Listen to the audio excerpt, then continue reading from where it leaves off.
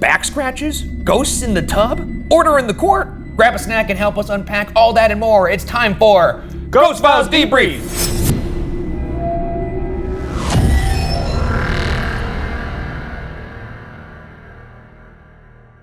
Thank you for joining us. I'm Ryan Bergara, and that thing over there is my colleague Shane Madej. Hey, I'm a human being.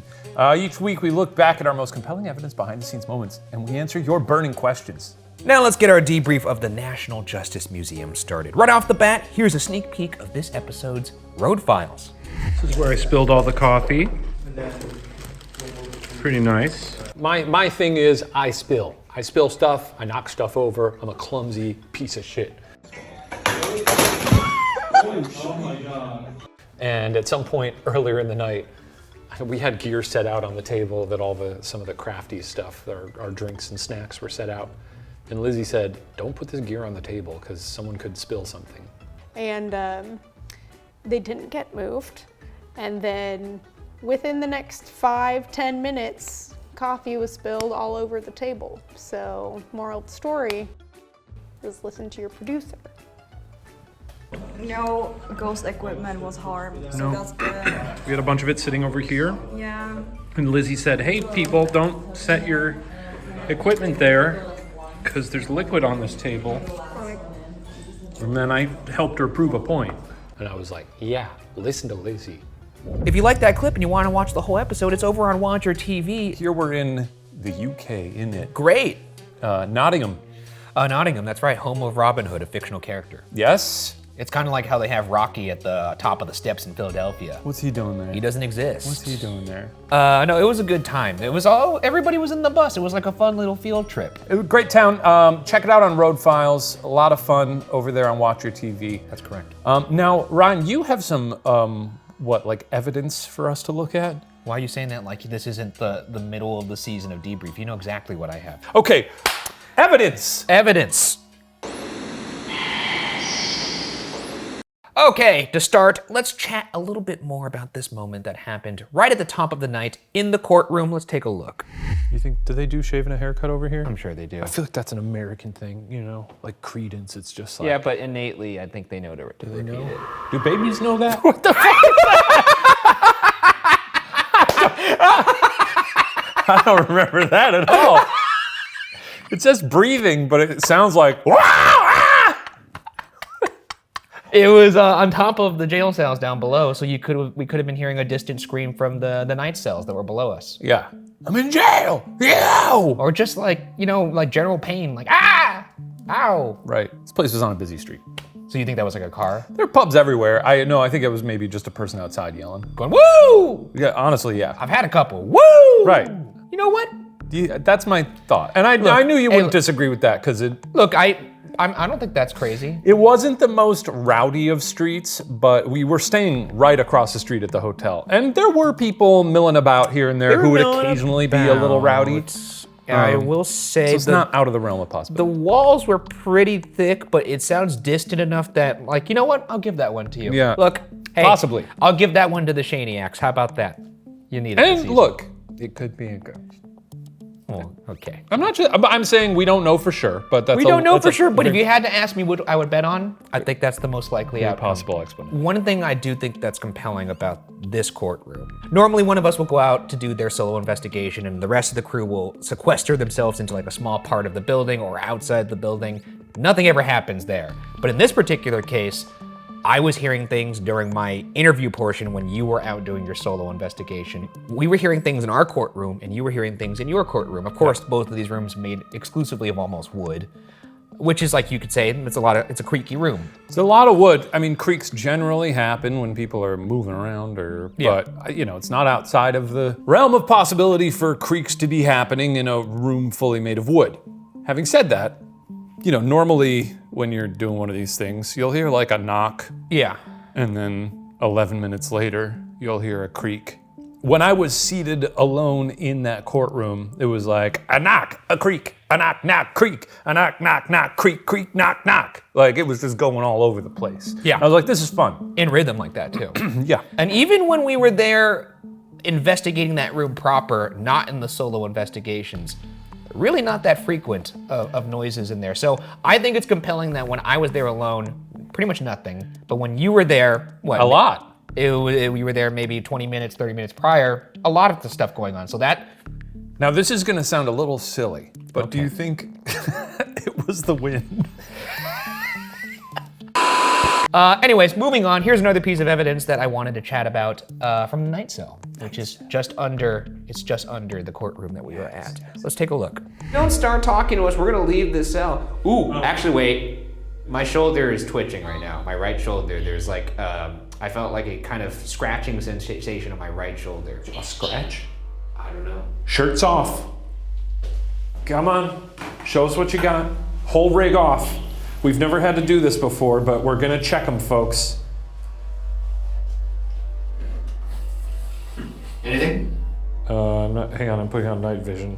No, point to where you felt it. Right here. No, that's It's a fucked up doctor's appointment. No, you're fine. Right there? Yeah, you got nothing. Damn it. I really thought we had something there for a second. I'm glad they cut out the part where I got completely nude. Well, you had to be thorough. Yeah, this is an interesting investigation, and this season at large is interesting because I haven't had too many physical things happen to me on investigations. The only one I could remember is from Unsolved. When I was in the Old City Jail, I felt a breeze pass by the back of my legs, and that kind of coincided with when I thought I saw that FBA, which you thought was a car passing by. Didn't you also start to feel nuts when we were at Whaley House, in the courtroom. That wasn't in a the corner. physical sensation, though. That more was of just feeling a little dizzy, and I didn't know if that was like suggestion. Were there other moments in this season where it was a physical thing? So well, there was your belt my jiggle. belt jiggling, which is you catch on camera. I mean, so that one happened in episode 2 of this season, and in this place, I felt the weird shoulder tingle. But then later in the courtroom in this episode, I also felt like someone touched me on my body, like I think it was like my back or my shoulder when I was on my solo. And I even say to myself, I keep getting touched in this place. It is interesting because that doesn't normally happen. But in this particular place, it happened 2 times. Of course, we didn't catch it on camera because it's hard to catch that. We were fortunate that we caught the belt jiggle. English ghosts. Well, the belt jiggle was West Virginian ghosts. This would be an English ghost. Yeah. Now, I have one question for you. Seeing as how you are the unscratchable Shane, and if I were to get scratched here, would you be jealous that they favor me? I don't think I'd be jealous. No, I don't think so. Also, I've been curious for it to be compelling to you if, like, let's say you got home from one of these investigations, you get back to the hotel and you saw like a line here on your arm. Would you naturally be like, oh, I got scratched? Or would you be like, maybe something scratched me inside? Like, I would assume something scratched me. So you would need to see like an S scratched into your chest like Zorro. Or like we'd have to be doing the investigation with our shirts off or something. You need a shirts off investigation. I need a shirts off you need to see the scratch manifest. An SOI, as they call it. Yeah. Scratches are extremely uncompelling to me. It's very easy to scratch yourself and just be like, check it out. I didn't do this. You know? I think everyone who says they got scratched by a ghost or demon is either lying or just got scratched and is like buying into it. Because I was just curious, like I feel like even if you found a scratch, you would write it off. No, you would need to say something like, I did this. Yeah, or like we'd have to have footage of it just appearing on my skin. And lastly, we got to talk about our Estes method session in the women's cells. There was a lot that happened during this chat, but here's a quick clip to refresh your guys' memory. Did you work in this little room? That! You worked with this right here, that? A mangle? Can you say mangle? Doctor! Are you hurt? Murphy, are you hurt? Can you show me that you're in here somehow? Can you move something or could you? Pregnant! You're pregnant? I can't help you with that. Is that why you need a doctor? Because you're pregnant?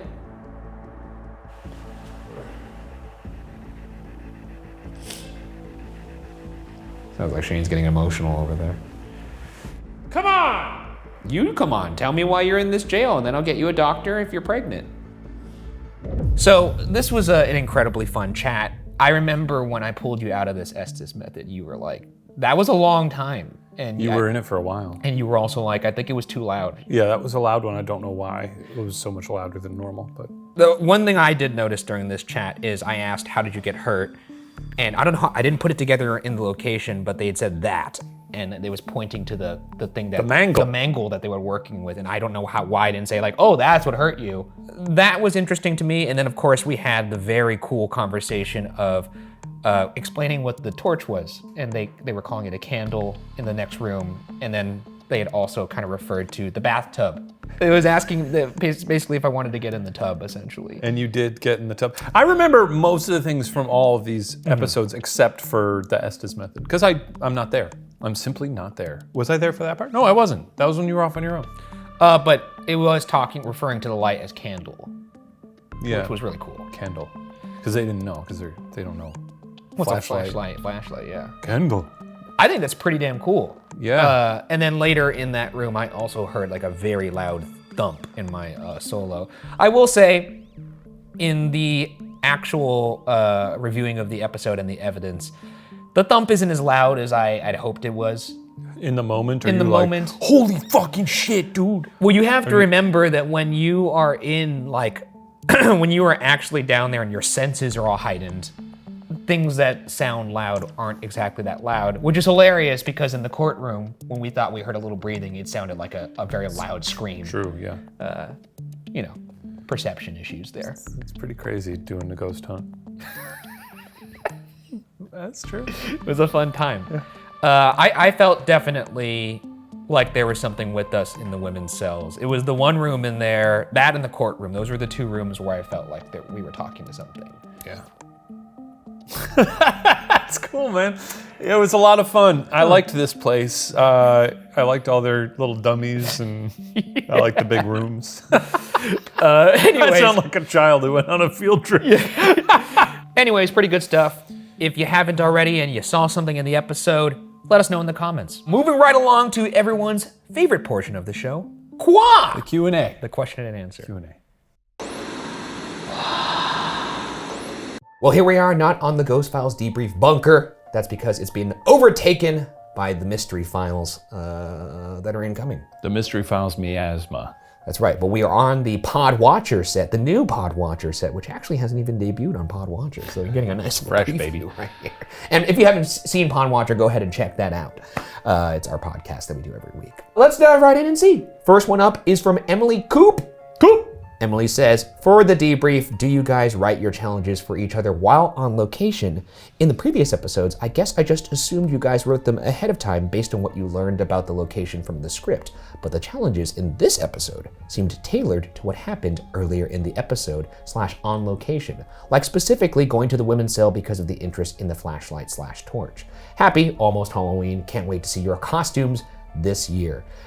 This is an incredibly astute observation, Emily. Yes, in the earlier episodes, we did write our challenges beforehand based off the knowledge we knew from the script and our research. And based off of the requests from our production team. That's correct. Who would have, who really liked it when the challenges were written ahead of time. But we went to the UK to do some live shows over in the UK, and we were able to show episode 1 to audiences out there. And based off of just the enthusiasm that we saw for the challenges, we realized, you know what? We could go harder on these challenges and make them more tailored to the investigation as it happens, and pair that with the fact that when we are preparing for the solo investigations, we actually have a decent amount of time because the crew needs to set up the helmet. They need to make sure everything's good to go so that we can, then be sent off on our own. And so in that time when they're setting up, Shane and I are writing challenges for each other based on what happened that night. Sometimes they're inspired, other times kind of phoning it in. But there were other times where we did have challenges more or less set and then maybe changed like one or at least for me, I know I would change like one of them based on like stuff that had happened that night. I think by the end we were sort of just doing them night of. Yeah, and these are always just kind of an evolving thing. I'm very excited for the next season of Ghost Files and these challenges because I have some ideas of how to improve them. We also just realized it's when you're in the studio talking about a place, even if the stories might seem to lend themselves to challenges, you don't really know what hits till you get there and you see the space and like what is creepy and what's not. No, sometimes you'll walk around and you'll be at the big bad room, so to speak. Like, this is the room that's been built up to be the scariest, and you get there and you're like, it's actually not that bad. You know what's really scary? The laboratory room or something like that. You know, like, then you're like, we should go there instead. Shane will always have the ability to send me to the worst place, and I will have the ability to hopefully make him investigate. So there you go. Very astute observation, though. That's impressive. Very good. Next one here is from Coolsville Ghoul. Coolsville writes, for Debrief, Ryan realizing the knock rhythm he wanted them to complete might have been after their time was a crazy thought. Oh, the shave and a haircut. Yeah, the shave and a haircut. Do you think that if you researched the era the ghosts lived in for each location and utilized stuff from their time, you might get more responses? Songs, famous people, events. Also, I found it super compelling that most of the activity was upstairs. I mean, why would the ghosts want to spend their afterlife in the dungeons? Another great episode, Ghoul Boys. Yeah, that was kind of a crazy realization that we were finally dealing with ghosts so old that shave and a haircut wouldn't apply to them. That was the thrill of investigating in the UK. Like, it's fun investigating in the States, you know, it's our home, but going to a place that has like centuries of history for us to kind of unpack is really cool. We were investigating places in the UK that were older than our country. That's just wild to think about. Next up, we have a question from Mighty Mike Donaldson. Pretty cool to call yourself that. All hail the Watcher. With winter arriving, it's made me think. Does the clocks going back make the evening shoots a little easier as you can crack on sooner as it gets darker quicker? As we can crank earlier. That's right, I always love a good early crank.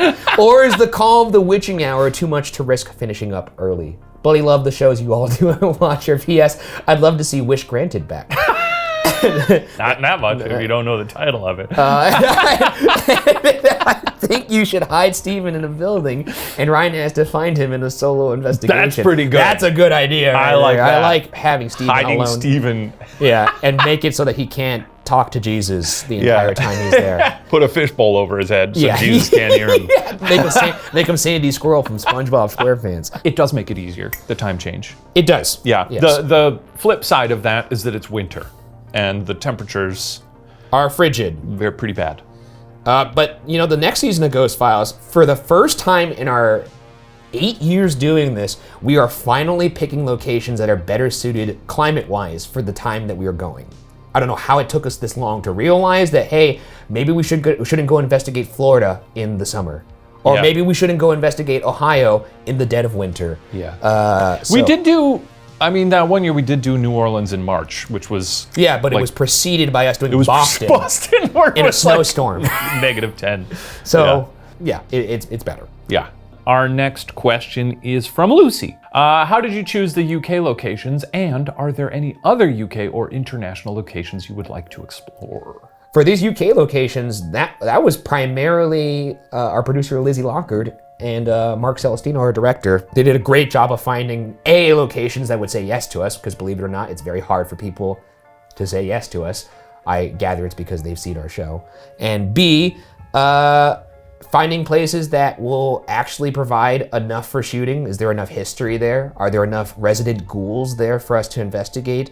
And does it look cool on camera? Because this is a show after all, and you don't want to be investigating a Chipotle or something like that. No offense to Chipotle, I love everything they do there. But yeah, it was a great slate of places that we got to go. Obviously, we went to National Justice Museum, which you guys just saw. You will see us go to the Blair Street Underground Vaults, which is just like the in Edinburgh, Scotland, and then there's these underground vaults that are amazing. And then after that, we finish things off at a castle in Northumberland. Northumberland. Right? Yeah, and that is one you don't want to miss. So it was a great slate of locations out in the UK. So shout out to Lizzie Lockard. Is there anywhere else in the UK that we would like to go at some point, or anywhere? I mean, obviously we've talked about going, to other countries, and I'd love to do more Scotland. I'd love to go to Ireland. Ireland seems very haunted. I think I'd love to do a half season over in Mexico. One half of me, or in Japan, the other half of me. We should do one season that's half and half. So it'll literally be Japanese and Mexican? Yeah. My ancestors would like it. They wouldn't like that I can't speak either language. They don't know. They do. Hopefully we could do more international. Obviously there's like financial things that you have to consider going to these places, but if we're fortunate enough, maybe we will do more international. I'm certainly hoping for it. Spain's probably got ghosts. This question is from Layla Walker. For Debrief, it would have been so cool seeing the disposable camera shots in all the rooms. Do you guys think you will add the disposable camera as a tool of sorts?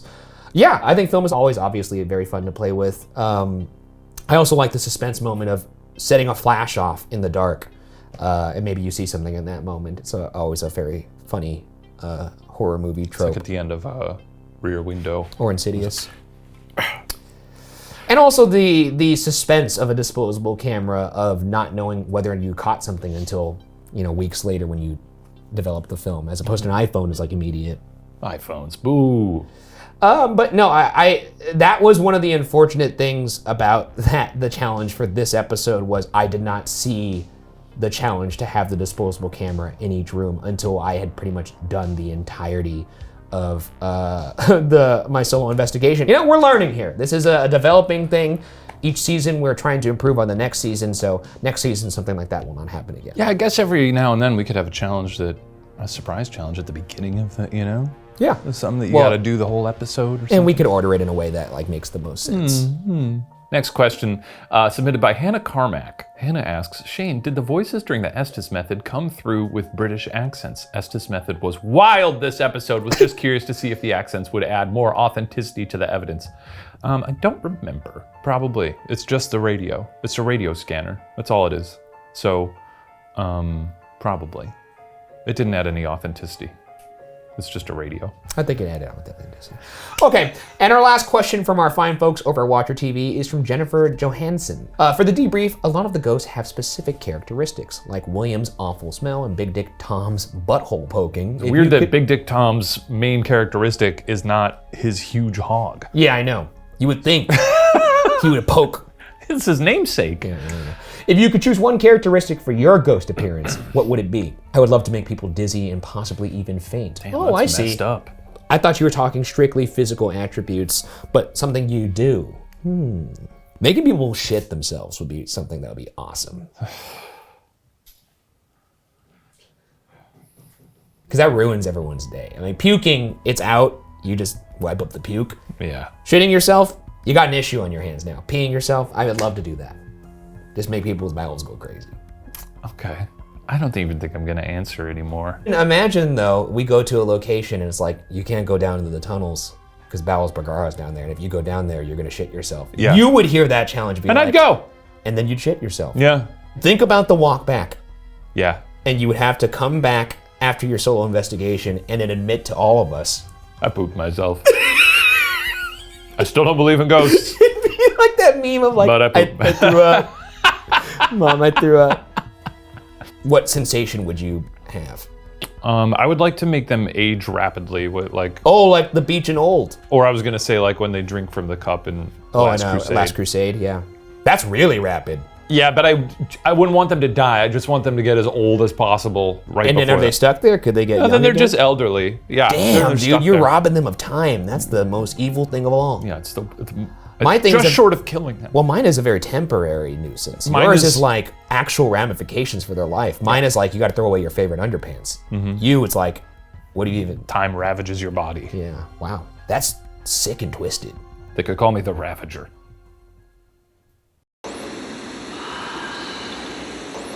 So you'll notice we're not in the bunker. We are in a trailer right now, actually, because we are shooting a Ghost Files crossover episode of a TV show that we cannot name at the moment. So that's fun. It'll all make sense, and you'll be like, Someday. yes, that is what they were doing. That's right. But until then, mum is the word. But we're going to answer some questions, That's right.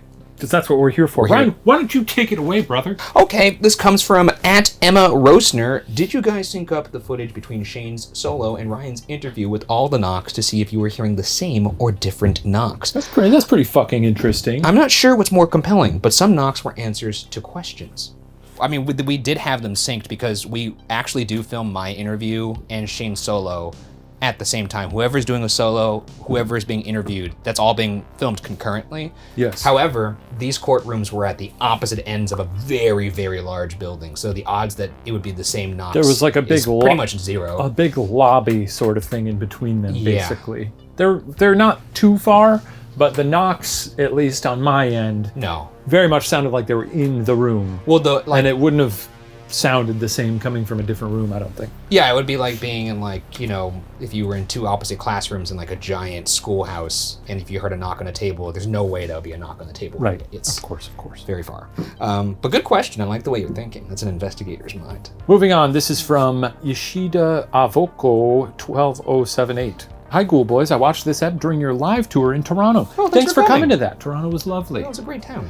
Question is, are you guys sure there was no one in the facility? These knocks at 1550 are very timely. Maybe someone was messing with you guys for funsies like a security guard / custodian, or someone trying to fix something inside that room. Love you, Ghoul Boys. Stay wicked.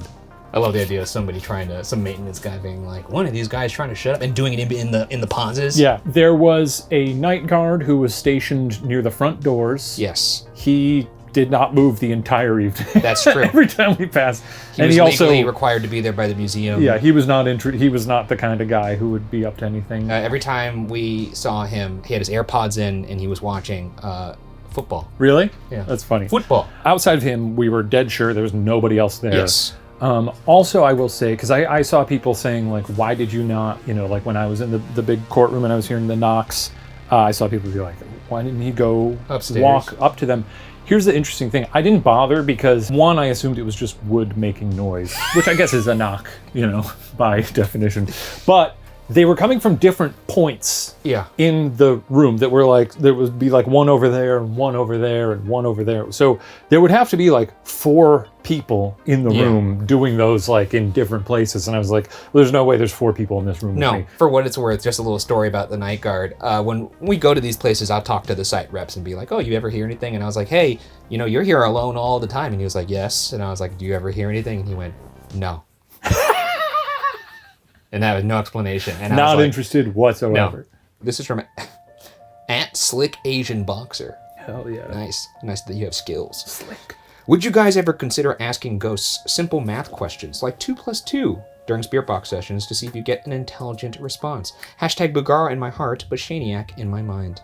And That's you're confusing. not a Shaniac in your mind. Okay, that's rude. We have asked more fun questions. Sometimes I'll ask like, oh, what's your favorite color? Or what's your favorite song? Just to see if you'll get something from a ghost that's tired of hearing, how did you die? But 2 + 2, no, that's actually pretty interesting. We can do an all math season. Yeah. Well, I could be like, what's 2 + 2? Tell me in knocks. And if we got... Like a horse. Yeah. What if it said 5? I was like, I don't know how to tell you this, but...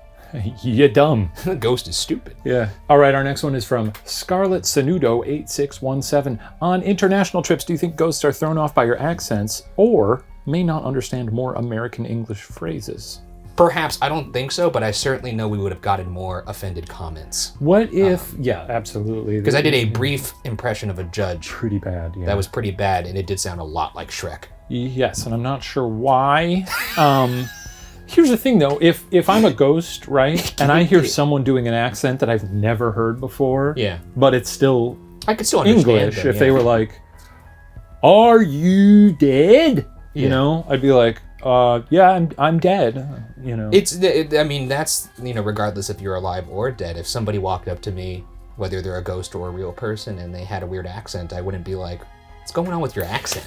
I would be like, I would just answer the question. It's kind of rude. It is rude. I've heard that the American accent is actually closer to what the English accent used to sound like. Oh. And the paths diverged, and that like people went over to North America, and their accent kind of changed a little bit. And then the British accent also changed. So our accent may sound closer. It might have been more period accurate. Perhaps. I've heard that mentioned. I don't know if that's a factoid or an actual fact. Do some research out there and let us know in the comments. Don't put them to work.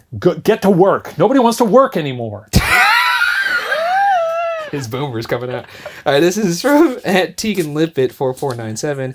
If hopefully not, one of you died before an agreed upon end to Ghost Files, would you want the other to investigate and film where you passed to hopefully answer the question, are ghosts real? Also, maybe come up with a secret word so you for sure know. Love you both.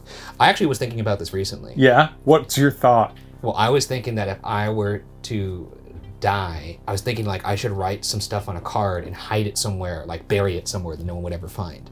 And then when I would make communication, I would say things that are on that card. I would say like, oh, this is Ryan speaking. Here's what I wrote on this card. Go to this place and you'll dig it up. And I'll know, when someone digs it up, that'll be the physical proof that a ghost is real. Very cool. I'm going to say this right now on camera. Do not ever do that after I die.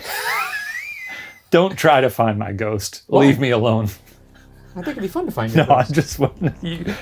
You're welcome to. Just know that it's against my wishes and I would be deeply offended. That sucks. Moving on. Our next one's from Lydia Cock. A Justice Museum is so incredibly British. Speaking of British, what was the grossest and best British food you had when you were across the pond? I can tell you I what. had KFC there that was really bad. On this trip? Not this trip, but the The previous last time trip. we were when there for Unsolved. Unsolved. That made me almost evacuate my bowels prematurely. I want to shout the haggis out. Haggis, there it The is. haggis was the best thing I had on that whole trip. Really good. It's so funny because you grow up and people are like, haggis, it's like a joke where it's like, it's made out of sheep's stomach. Yeah. And you're like, that doesn't sound good. Guess what? It's delicious. It's pretty delicious. Apologies to the, The sheep? PETA. Okay. It's good. Moving on, from Night of the Living Cookies 10. This is the museum where the last gallows in England are, right? I'm surprised you didn't investigate near them. Correct that it is, and also, we did investigate near them. Did we cut that? We cut it out because it was raining pretty hard enough for it to not be usable. There wasn't much going on out there. It was sort of like just an outdoor yard. It was an outdoor, kind of brick yard. There Yeah. was, a bunch of memorial stuff out there. But yeah, we did investigate near that to no avail. Last question is from Fledgling Fables. Hi, y'all. If you had to fight a real-life dangerous ghost or demons, what unique weapons would you use? Ryan made these cute little holy water guns early on in y'all's career. I thought it'd be fun to have a hula hoop full of salt. What's your weapon of choice, ghoul boys? A hula hoop full of salt, that's pretty good. Because then you're Then you're permanently protected. Yeah, and it can't That's go anywhere. smart. That's actually really smart. Should we start traveling if with there a hula hoop? If there's gaps in the hula hoop, though, that could possibly be something. No, it's full. Full of salt. Yes. It's going to be a heavy It's hoop. going to be heavy as shit. I actually do use a holy water pistol, and it's coming up in a little special series that's coming out later this year. Don't you still always have the holy water gun with you? Actually, it's the same holy water gun that I used in episode 1 of this season, so you've seen it already. But this one's nice. It has cock in action. Cock in action? That's right, it cocks. It cocks. That's right. Yeah, I don't have any special ideas. I do want a ghost net eventually. Yeah, you do. Well, that wraps up this investigation. Thank you so much for tuning into Ghost Files and this episode of Ghost Files Debrief. Remember to submit your questions for the next debrief in the comments of the episode and hashtag debrief. And for more behind-the-scenes content, head on over to watchertv.com or hop on our app. That's right. Watcher TV is where you can check out both the full episode of this week's Road Files, as well as the evidence room where you can watch a master compilation of all the evidence that we captured at the National Justice Museum, the stuff that didn't make it into the episode, so you can watch that and get my little notes. And if you're not already a Watcher TV member, join the Boo Crew by using the discount code in the description to shave a little bit off that yearly subscription. That's a choo-choo. That's a choo-choo going by. That'll give you a little context clue of where we're filming. The Choo Choo Show. It's a crossover with the Choo Choo Show. One of my favorite shows. Anyway, see you guys next time. Bye-bye. Road Files 102, Shane interview, take 1. This is my first episode of Road Files. Ryan didn't let me be in the last one. I don't know why, but now I'm here. I'm having fun.